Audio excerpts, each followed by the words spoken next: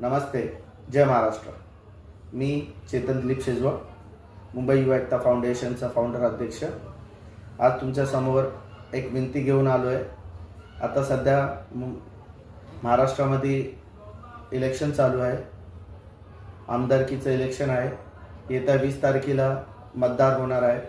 तर मी महाराष्ट्राच्या जनतेला एक अपील करत आहे की आपण जास्तीत जास्त संख्येमध्ये बाहेर निघून संविधानाने तुम्हाला जो हक्क दिला आहे त्याची अंमलबजावणी करा आणि चांगला कॅन्डिडेट, तो कोणता पार्टीचा असो, त्याचं बॅकग्राऊंड काय आहे, त्यांनी आपल्या एरियामध्ये काय काम केलं आहे, तो किती कॅपेबल आहे, हे सर्व बघून विचार करून त्याला मतदान द्या.